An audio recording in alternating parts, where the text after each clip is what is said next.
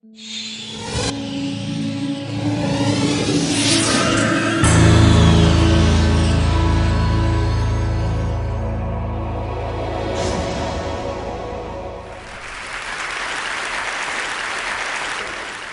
years ago, I was in the street writing my name to say I exist.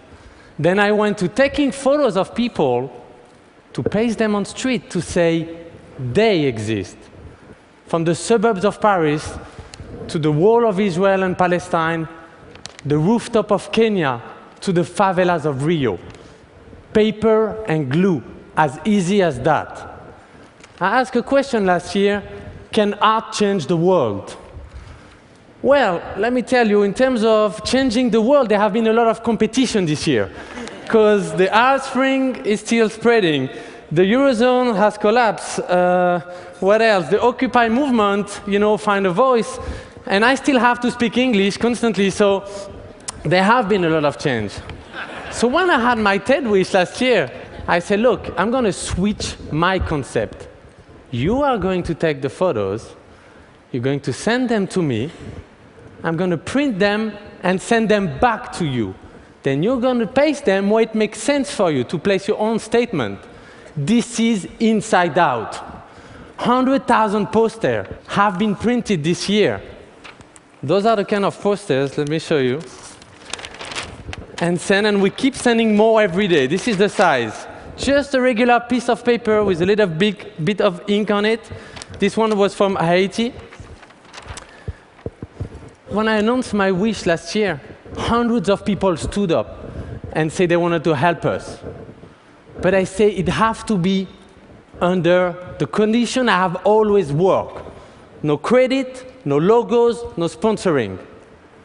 A week later, a handful of people were there, ready to rock and empower the people on the ground who wanted to change the world. These are the people I want to talk to you about today. 2 weeks after my speech, in Tunisia, hundreds of portraits were made. And they pasted every single portrait of the dictator by their own photos. Boom!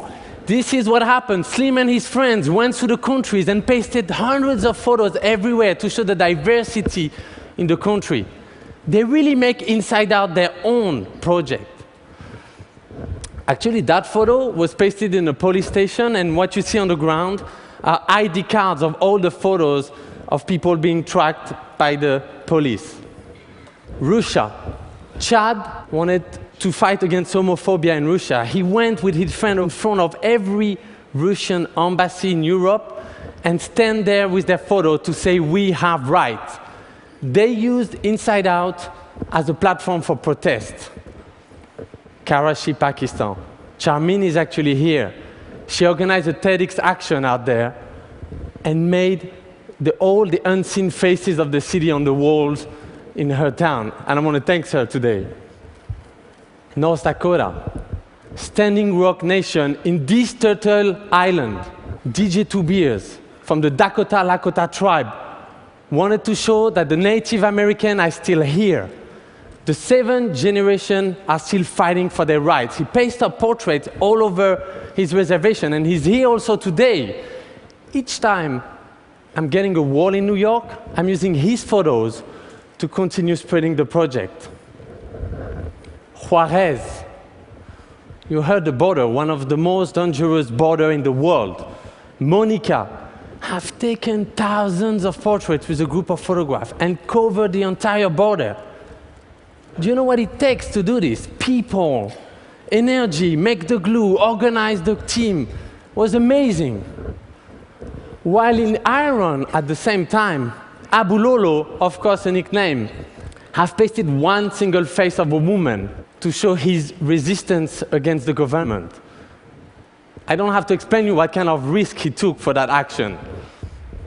There's tons of school projects. 20% of the poster we're receiving comes from school. Education is so essential. Kids just make photos in a class, the teacher receives them, they paste them on the school, here they even got the help of the fireman. There should be even more schools doing this kind of project. Of course, we wanted to go back to Israel and Palestine. So we went there with truck. This is photo booth truck. You go on the back of that truck, take your photo, 30 seconds later, take it from the side, you're ready to rock. Thousands of people use them, and each of them sign up for a two-state peace solution. And then walk in the street. This is the march, the 450,000 march. Beginning of September, they were all holding their photo as a statement. On the other side, people were wrapping up streets, buildings. It's everywhere. Come on, don't tell me that people are not ready for peace out there. These projects took thousands of actions in 1 year, making hundreds of thousands of people participating, creating millions of views. This is the biggest global art participatory project that's going on. So, back to the questions, can art change the world? Maybe not in 1 year, that's the beginning. But maybe we should change the question, can art change people's life? From what I've seen this year, yes. And you know what? It's just the beginning. Let's turn the world inside out together. Thank you. Thank you.